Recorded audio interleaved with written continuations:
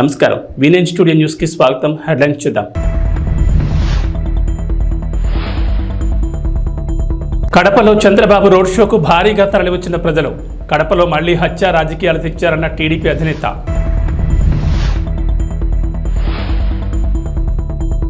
వైసీపీని అధపాతాళానికి తొక్కేయాలి పవన్ కళ్యాణ్.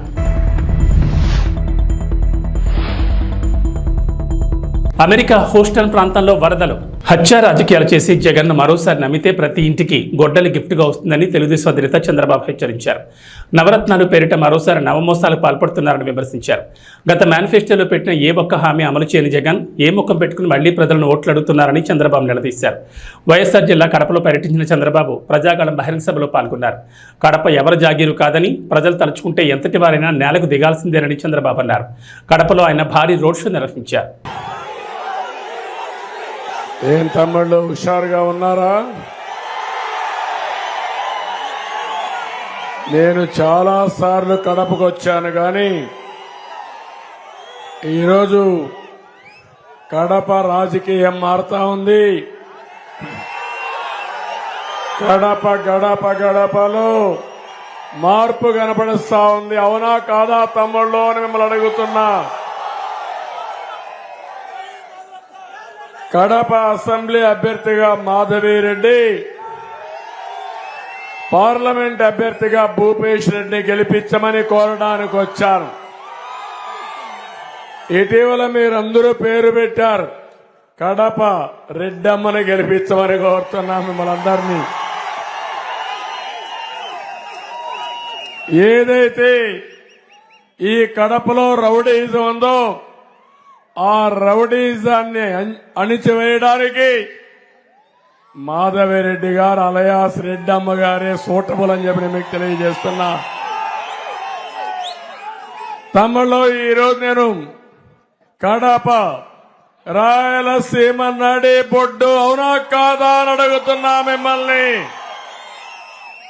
ఏం తమిళలో అవునా కాదా అని మిమ్మల్ని అడుగుతున్నా. ఎప్పుడైనా ఒక నాయకుడికి మీరు ఓటేస్తే, నమ్మి ఓటేసిన తర్వాత మీకు మంచి చేసి మీ జీవన ప్రమాణాలు పెంచాలి అవునా కాదా అని మిమ్మల్ని అడుగుతున్నా. ఒక ఆదర్శంగా ఉండాలి అవునా కాదా అని అడుగుతున్నా. పోటీ చేసే నాయకులు కూడా ప్రజాభిమానం, ప్రజల శ్రేయస్సు కోసం, అదే సమయంలో మీకు శాంతి భద్రతలు కాపాడే వ్యక్తి ఉండాలి అవునా కాదా అని అడుగుతున్నా. మొన్ననే సైకో జగన్ వచ్చాడు. నేను ముద్దుగా పిలిచే పేరు సైకో. ఎందుకంటున్నానంటే ఒక అహంకారి వ్యక్తి. నేను రాజశేఖర్ని చూసా, 45 ఏళ్లు రాజకీయాలు చేశా. నా జీవితంలో ఇలాంటి వ్యక్తిని ఎప్పుడూ చూడలేదు. ఒక అహంకారి, ఆయన నేచర్ చూస్తే ఒక సైకో నేచర్, ఎవ్వరిని భరించలేడు. కడాన ఆయన్ని వాళ్ళ తండ్రి కూడా భరించలేక ముఖ్యమంత్రిగా ఉంటే బెంగళూరు పంపించాడు. జ్ఞాపకం ఉందా తమ్ముళ్ళు అని మిమ్మల్ని అడుగుతున్నా. కన్న తల్లిని తిండి పెట్టిన వాడు నీకు నాకు ఒక లెక్క తమ్ముళ్ళు అని అడుగుతున్నా. కన్న చెల్లికి ఆస్తిలో హక్కు ఇవ్వనవాడు నీకు నాకేమైనా చేస్తాడా తమ్ముళ్ళు అని అడుగుతున్నా. గౌరవం తెలియని వ్యక్తి, సంస్కారం నేర్చుకోని వ్యక్తి, ఇంకో పక్క విధ్వంసకారుడు. చాలా ప్రమాదం ఇది. ఒక ఇంట్లో ఉంటే మనకి ఇబ్బంది లేదు, ఒక ఊర్లో ఉంటే ఆ ఊరు నాశనం అవుతుంది. ఒక రాష్ట్రానికి ముఖ్యమంత్రి అయితే ఆ రాష్ట్రం అతలాకుతలం అయిపోతుంది. అదే ఈరోజు జరుగుతా ఉంది అవునా కాదా అని మిమ్మల్ని అడుగుతున్నా. ఇంకో పక్క ఒక దోపిడీదారుడు, ఒక బందిపోటితనం, మొత్తం సంపదంతా అతనికే కావాలి. మీరు చూడండి, ఇంతవరకు నా జీవితంలో ఎప్పుడూ చూడలేదు ఇంత బరిదెగించిన వ్యక్తిని. శాండ్ ఏం తమ్ముళ్ళు మొత్తం దోచేశాడా లేదా అని అడుగుతున్నా. ఇప్పుడు మీ బాధ్యత ఒక్క మాదిగ ఓటు కూడా జగన్ కు పడకూడదు. మీరు అడగాలి. తెలుగుదేశం ఎన్డీఏ వర్గీకరణ చేస్తా అన్నారు. నీ సమాధానం ఏంటని అడగండి. సమాధానం చెప్పకపోతే పరిష్కార మార్గం చిత్తుగా ఓడించి వర్గీకరణ కోసం మీ ఓటు వేయాల్సిందిగా, ఎన్డీఏకి వేయాల్సిందిగా కోరుకుంటూ మరొక్కసారి అందరికీ నమస్కారాలు. చాలా బాగా జరిగింది. ఈ మీటింగ్ జయప్రదం చేసిన మిమ్మల్ని అందరినీ మనస్ఫూర్తిగా అభినందిస్తూ అందరికీ నమస్కారం చెప్తూ, ఇప్పుడే గోవర్ధన్ రెడ్డి గారు ఒక 5 లక్షల రూపాయలు పార్టీకి విరాళంగా ఇచ్చాడు. చాలా సంతోషం. వారిని మనస్ఫూర్తిగా అభినందిస్తున్నా. మీరు కూడా ఓటు, దానికి కావాల్సిన ఆర్థిక సహాయం కూడా చేయాలి. ఇప్పుడు మా భూపేష్ రెడ్డి ఉన్నాడు, ఆయన దగ్గర ఏం డబ్బులు లేవు. ఆయన బండి నడపాలంటే మీరు కూడా ముందుకు రావాలి. మీరు కష్టాల్లో ఉన్నారు, మీ ఆదాయం లేదు, వ్యాపారాలు పోయినాయి, చిన్న వ్యాపారాలు పోయినాయి, రైతులు దెబ్బతిన్నారు, ఉద్యోగస్తుల జీతాలు రావడం లేదు, అన్ని ఇబ్బందులున్నాయి. మళ్ళీ అన్ని కూడా మనం సెట్ చేద్దాం. మీకు మనో నిబ్బరం కావాలి, మనో సంకల్పం ఉండాలి. అందరి మాట ఒకటే, ఈ రాష్ట్రాన్ని కాపాడుకుందాం, మన పిల్లల భవిష్యత్తుని చూద్దాం. మీరందరూ కూడా మరొక్కసారి 10 రోజులు మీరు కష్టపడండి. 5 ఏళ్లు మీకోసం మేము కష్టపడతామని మరొక్కసారి హామీ ఇస్తూ, రేపటి నుంచి నాకు గ్రాఫ్ కనపడాలి. ఈ కడపలో కడప రెడ్డమ్మ గ్రాఫ్ పెరగాలి. ఎంపీగా భూపేష్ రెడ్డి గ్రాఫ్ పెరగాలి. అది పెరగకపోతే ఇంకా మీలో ఏదో ఒక బలహీనత ఉన్నట్టు అవుతుంది. మీ భవిష్యత్తు కోసం నేను చెప్పేది. అందుకే అందరం కలిసి ముందుకు పోవడం కోసం కడపను అభివృద్ధి చేసుకుందాం, రాయలసీమను అభివృద్ధి చేద్దాం, ఈ రాష్ట్రాన్ని అభివృద్ధి చేసుకుంటాం అని చెప్పి కోరుకుంటూ అందరికీ నమస్కారాలు. జై హింద్, జై తెలుగుదేశం. తెలంగాణలో ఎండలు మండిపోతున్నాయి. పలు ప్రాంతాల్లో భానుడు నిప్పులు కురిపిస్తున్నాడు.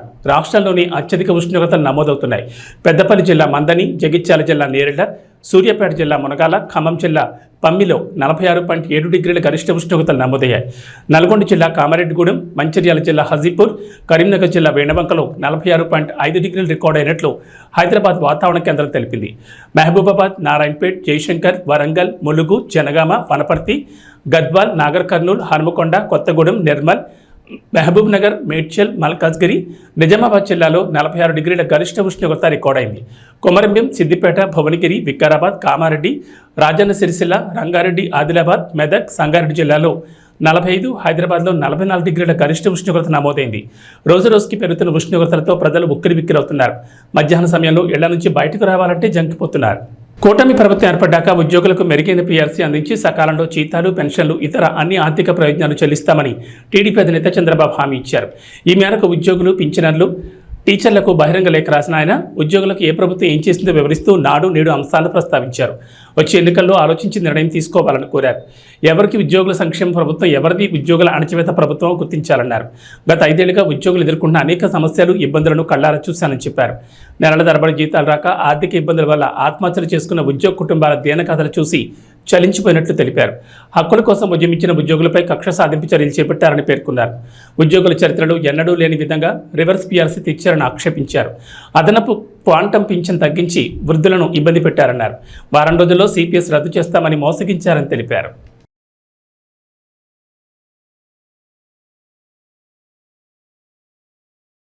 ఆంధ్రప్రదేశ్ను అంధకారంలోకి నెట్టేసిన వైసీపీని అధపాతాళం తొక్కేయాలని జనసేన అధినేత పవన్ కళ్యాణ్ పిలుపునిచ్చారు. లేకుంటే మన భవితకు మరింత నష్టం కలుగుతుందని ప్రజలను హెచ్చరించారు. తెలుగుదేశం, జనసేన, బీజేపీ కూటమి విడుదల చేసిన మేనిఫెస్టోతో అందరికీ మేలు జరుగుతుందన్న పవన్ అమలు బాధ్యతను తాను తీసుకుంటానని విశాఖలో నిర్వహించిన వారాహి విజయ సభలో హామీ ఇచ్చారు.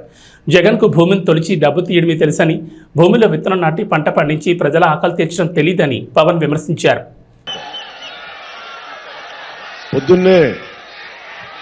ఇందాక సాయంత్రం పాలకొండ నియోజకవర్గానికి వెళ్లి నిమ్మక జయకృష్ణ గారని, కొత్తపల్లి గీత గారని వారికి చేసి వచ్చా, ప్రచారం చేసి వచ్చా. ఒకటే అనిపించింది అక్కడ, మన ఉత్తరాంధ్ర వైజాగ్ అన్న, ఉత్తరాంధ్ర అన్న నాకు చాలా ప్రాణం, చాలా నటన ఇక్కడే ఓనామాలు దిద్దుకున్నాను. సో నాకు తమ్ముళ్ళు ఒక పాట గుర్తొచ్చింది పాలకొండలో. మల్లికార్జునరావు గారు క్యారెక్టర్ ఎప్పుడు పెళ్లి చేసుకుంటా ఉంటాడు. మన ఉత్తరాంధ్ర పాట వైజాగ్లో నేను ఇక్కడ యాక్టింగ్ నేర్చుకుంటున్నప్పుడు శిక్షణలో ఒక పాట గుర్తొచ్చింది. అంటే ఒక 50 అడుగులున్న తాడి చెట్టు ఎక్కలు, 12 అడుగులు 16 అడుగులు తాడి మన ఈత చెట్టు ఎక్కలేవు కానీ మళ్ళీ నీకు ఎందుకు పెళ్ళి అన్నట్టు. ఆ పాట పాడి వినిపించారు. ఒకటి, ఉత్తరాంధ్ర అంటేనే ఆట పాట పొలం పని సముద్రం సైనికుడు. ఇది నా మాటలు కాదు, సిక్కోలు 6 ప్రాణాలని చెప్పి ఒక రచయిత రాసినాయి. ఆట పాట పొలం పని సముద్రం సైనికుడు, ఇది ఉత్తరాంధ్ర 6 ప్రాణాలు. ఇది సో వాటి గురించి గుర్తొచ్చి మాట్లాడుతా, ఆట అంటే ఆట పాట అంటే గుర్తొచ్చింది. అంటే తాడి సెట్టెక్కనేవు, తాడి కళ్ళు తెంపనేవు, ఈత సెట్టెక్కనేవు, ఈత కళ్ళు తెంపనేవు, తాడి సెట్టెక్కనేవు, తాడి కళ్ళు తెంపనేవు, ఈత సెట్టెక్కనేవు, ఈత కళ్ళు తెంపనేవు, మళ్ళీ ఓ మళ్ళీ ఓ మళ్ళీ నీకెందుకురా పెళ్ళి, ఓ మళ్ళీ నీకెందుకురా పెళ్ళి.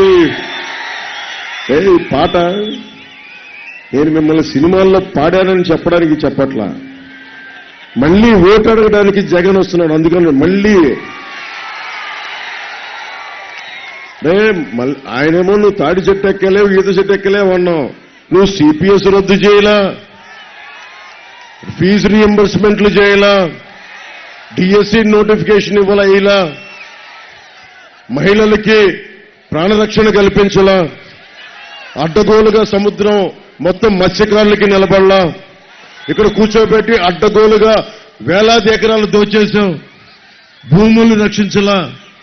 మనం మళ్ళీలాగా మళ్ళీ మన జగ్గుబాయికి ఎందుకే నీకు ఎన్నికలు, ఎందుకే ఓటును. సో మన మళ్ళీకి చెప్పండి, వైసీపీ మళ్ళీకి నీకెందుకే పెళ్లి మళ్ళీ వాళ్ళు చాలేరు. ఉత్సాహం ఉంది కదా. నేను మీ భవిష్యత్తు కోసం మాట్లాడుతున్నా. నాయకత్వం అంటే ఒక తరం కోసం ఆలోచన ఇవ్వడం. నేను ఎప్పుడు కూడా సినిమాలో ఉన్నప్పుడు ఒక్క ఫ్యాన్ క్లబ్ నేను పెట్టలా, ఒక్క సినిమా ఫంక్షన్ నేను కూర్చోబెట్టి నా సినిమా చూడమని నేను చెప్పలా. నేను చదువుకుంది నాని పాల్కి వాళ్ళని చదువుకున్నాను. నేను చదువుకుంది ఒక లోక్నాయక్ జయప్రకాష్ నారాయణ చదువుకున్నాను. అంబేద్కర్ గారు వాళ్ళకి రచనలు చదివాను, వ్యాసాలు చదివా, history, social sciences, political history, biographies, సాధారణ మనిషి కష్టాలు ఎలా ఉంటాయో చదివా. ఒక నోమ్ చోమ్స్కీ చదివా.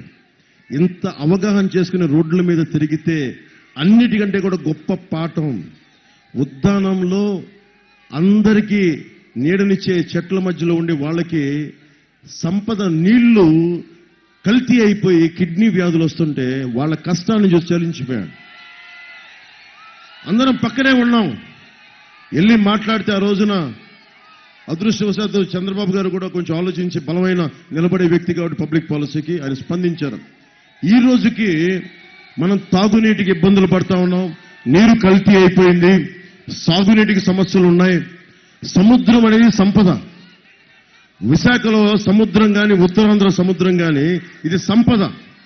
ఈ సంపద ఒకప్పుడు బ్రిటిష్ వాళ్ళు మొత్తం వాళ్ళ నేవల్ ఫోర్స్ తోటి ప్రపంచాన్ని ఆక్యుపై చేశారు. సముద్రం అంటే సంపద. కానీ అలాంటి సముద్రం చెత్త కుప్పలా చేసేశారు అందరూ. మనకి పరిశ్రమల్లోని వ్యర్థాలు అన్ని సముద్రంలోకి వదిలేస్తారు, శుద్ధి చేయరు. కాలుష్యం ఉంది, బూడిద వచ్చేస్తుంది, ఎవ్వరూ పట్టించుకోరు. ఏదైనా మాట్లాడితే ఎవరికి సమయం లేదు. ఒక ప్రమాదం జరిగినప్పుడు, ఒక ఎల్జీ పాలిమర్ జరిగినప్పుడు బయటకు వస్తాం, విషవాయువులు వచ్చినప్పుడు బయటకు వస్తాం. నాకు కూడా చిరాకు ఉంది నా మీద. నేను ఒక రోడ్ల మీదకి వచ్చి మాట్లాడగలను, చేయగలను. కానీ నిజంగా నేను అసెంబ్లీలో ఫస్ట్ టైం ఎప్పుడు రిగ్రెట్ అయ్యానంటే, నన్ను గాజువాకలో గెలిపించున్నా, భీమవరంలో గెలిపించున్నా, అరే మన పాలిమర్స్ విషయంలో, ఎల్జీ పాలిమర్స్ విషయంలో గొంతు వినిపించేవాడిని. ఫీజు రీఎంబర్స్మెంట్లు రాలేదే, అరే యువత తాలూకు వేదనను వినిపించేవాడిని. అరే మత్స్యకారులకి సరైన భృతి ఇవ్వలేదు, అది వినిపించేవాడిని. వాళ్ళకి వలలు, బోట్లు కూర్చొని ఏమి ఇవ్వాలి, అది వినిపించేవాడిని.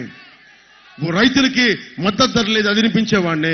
30,000 మంది పైచిలకు ఆడబిడ్డలు అదృశ్యమైపోతే వచ్చి ఒక్కొక్కరిని ఒక్క ఎమ్మెల్యేగా ఉన్న 151 మందిని చొక్కా పట్టుకొని నిలదీసేవాడిని అసెంబ్లీలో. అలా అనిపించింది. నేను ఈ రోజున కోరుకుంటుంది ప్రచారం. నేను ఈరోజు జస్ట్ కూటమికో లేదంటే జగన్ ఓడించడానికో రాలా. మన భవిష్యత్తుకి బంగారు బాట వేయటానికి వచ్చాను నేను. ఈ రోజు నేను దాదాపు 6 మంది అభ్యర్థులు ఉన్నారు.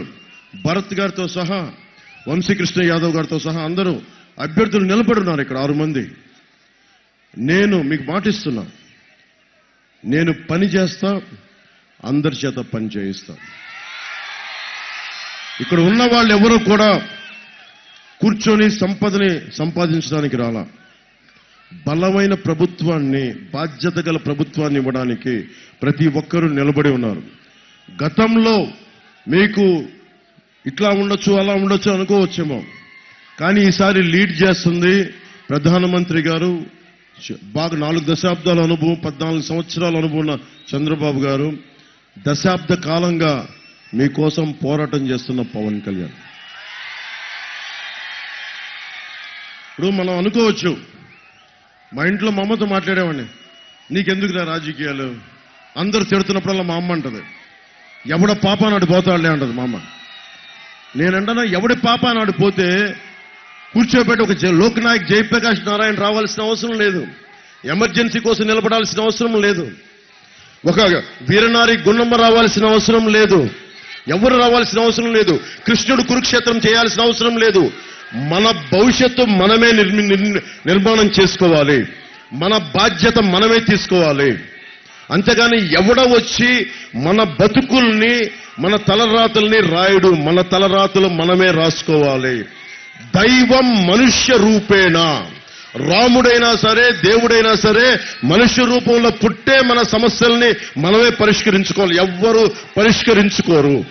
పరిష్కరించరు. వైఎస్ జగన్ లాంటి ఒక దోపిడీదారు ప్రభుత్వం ఉంటే పాపం వైవి సుబ్బారెడ్డి గారు వాళ్ళ కర్మ వాళ్ళు పోతారు.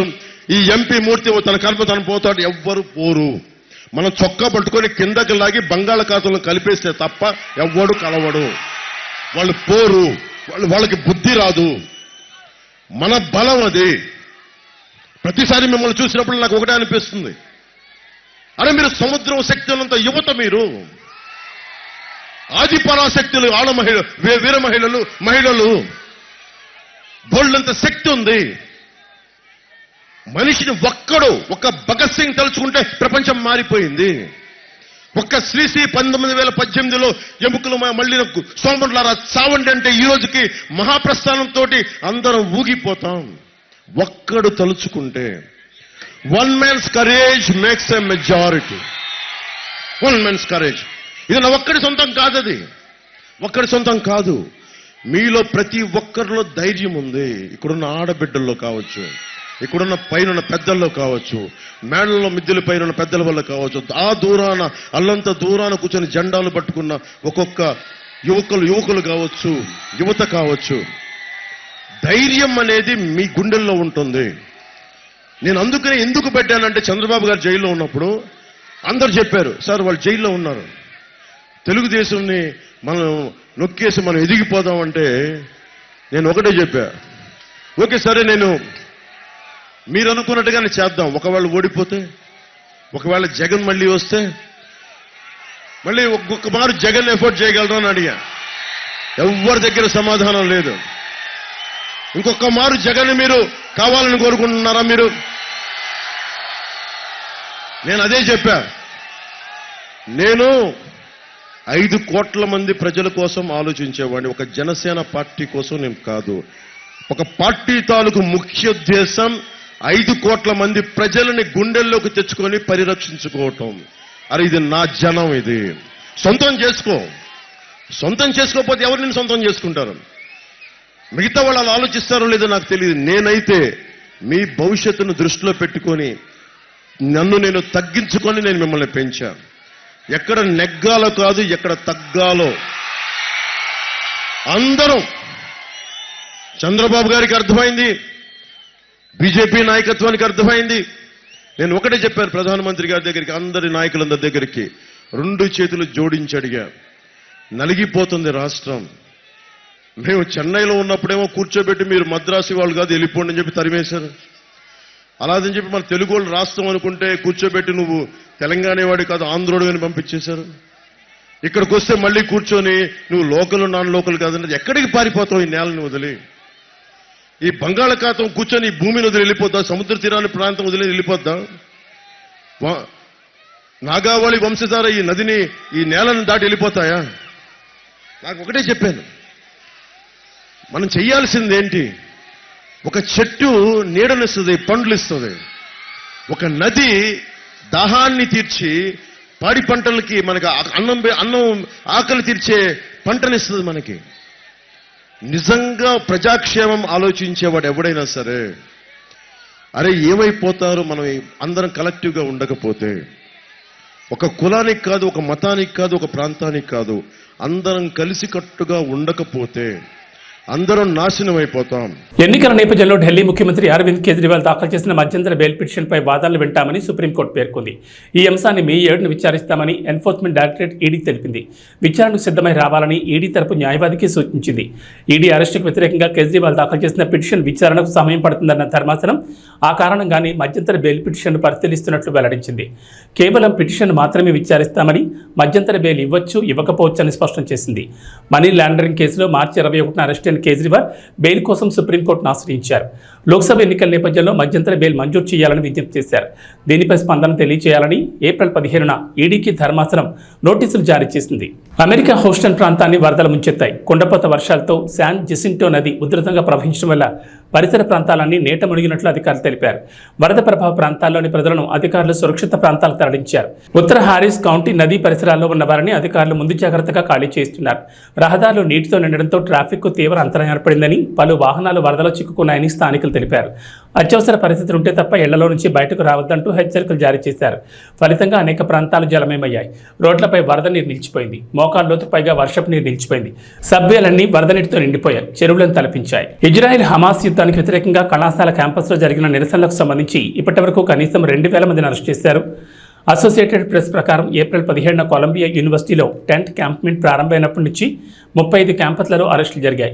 ఇంతలో కొలంబియా యూనివర్సిటీ భవనం నుండి నిరసనకారులను తొలగించే పనిలో పాల్గొన్న ఒక పోలీస్ అధికారి హాల్ లోపల తన తుపాకీతో కాల్పులు జరిపాడు. అయితే ఎవరికీ గాయాలు కాలేదు. ప్రదర్శనకారులు ఏప్రిల్ 30న హామిల్టన్ హాల్ను స్వాధీనం చేసుకున్నారు. అక్కడ ఉన్న టెంట్ క్యాంప్మెంట్ నుండి క్యాంపస్లో తమ ఉనికిని పెంచుకున్నారు. ప్రదర్శనకారులను బలవంతంగా తొలగించేందుకు నిర్వాహకులు పోలీసులను ఆశ్రయించడంతో కళాశాల క్యాంపస్లలో కొన్ని రోజులుగా ఉద్రిక్తత నెలకొంది. ఇది విస్తృతంగా అందరి దృష్టిని ఆకర్షించి ఘర్షణలకు దారితీసింది. సికింద్రాబాద్ లోక్సభ నియోజకవర్గంలో మరోసారి బీజేపీ జెండా ఎగరేయాలని బీజేపీ ఎంపీ అభ్యర్థి కిషన్ రెడ్డి పిలుపునిచ్చారు.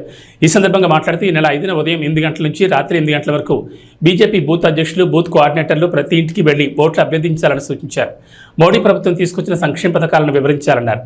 10న ప్రధాని మోడీ హైదరాబాద్ రానున్నారని, ఆ పర్యటనను సక్సెస్ చేయాలని పిలుపునిచ్చారు.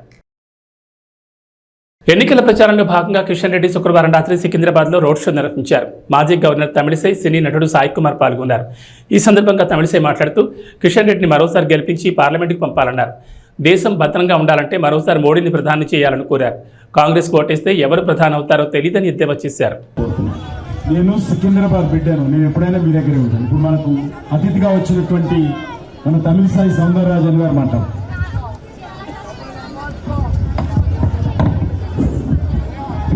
అందరికీ నమస్కారం. నా ఇక్కడ రావడం, మీ అందరూ కలవడం నాకు చాలా సంతోషంగా ఉన్నది. ఎవరికి ఓటు వేయాలి? మోడీజీకి, కిషన్ రెడ్డి గారికి ఓటు వేయండి. ఎందుకు ఓటు వేయాలి? శుభ్ర పరిపాలన కోసం మోడీకి వేయండి. దేశాన్ని సురక్షితంగా ఉంచాలంటే మోడీజీకి, కిషన్ రెడ్డి గారికి ఓటు వేయండి. దేశానికి బలమైన ప్రధాని కావాలి అంటే మోడీజీకి, కిషన్ రెడ్డిజీకి వేయండి. నేను ఒక్క ప్రశ్న అడుగుతున్నాను. కాంగ్రెస్ కు ఓటు వేసిన ప్రధాని ఎవరు? బీఆర్ఎస్ కు ఓటు వేసిన ప్రధాని ఎవరు? తెలియదు. బీజేపీకి ఓటు వేసిన ప్రధాని ఎవరు? బలమైన నాయకుడు మోడీజీ. బలమైన నాయకుడు మోడీజీ. సో యారికి వేసిన ఓటు? మోడీజీకి వేసిన ఓటు. ఇప్పుడు మీరు ఎవరికి ఓటు వేయాలనుకుంటున్నాను చెప్పండి. ఇప్పుడు మీరు ఎవరికి ఓటు వేయాలనుకున్నాను? మోడీజీకి, బీజేపీకి, కిషన్ రెడ్డి గారికి, తామర గుర్తుకు ఓటు వేయండి. ధన్యవాదాలు. చివరి దశ డీబీటీ చెల్లింపుల ప్రయత్నంలో ఏపీ ప్రభుత్వం తీవ్ర కసరత్తు చేస్తోంది. బటన్ నొక్కితే అకౌంట్లోకి నగదు బదిలీ అయ్యే ప్రక్రియనే డీబీటీ అంటారు. ఇప్పటికే వివిధ పథకాలకు సంబంధించి నగదు బదిలీ ప్రక్రియ పెండింగ్లో ఉంది. చదువుకునే విద్యార్థులకు సంబంధించి జగనన్న విద్యా దీవెన, లానేస్తం నిధులు విడుదల కావాల్సింది. దీనికోసం చాలామంది ఎదురు చూస్తున్నారు. చివరి దశ చెల్లింపుల కోసం ఇప్పటికే ఈసీని అనుమతి కోరింది ప్రభుత్వం. అయితే ఎలక్షన్ కమిషన్ నుంచి ఇప్పటి వరకు ఎలాంటి అనుమతి రాలేదు. పులివెందుల్లో సీఎం జగన్ సత్యమణి వైఎస్ భారతి ప్రతిరోజు విస్తృత ప్రచారం చేస్తున్నారు. ప్రత్యేకించి మహిళలను ఆకట్టుకునే పనిలో ఉన్నారని ఇంటింటికి తిరుగుతూ ప్రజల బాధలు తెలుసుకుంటున్నారు. పెన్షనర్ల అవస్థలు మళ్లీ జగన్ వస్తేనే తగ్గుతాయంటున్నారు.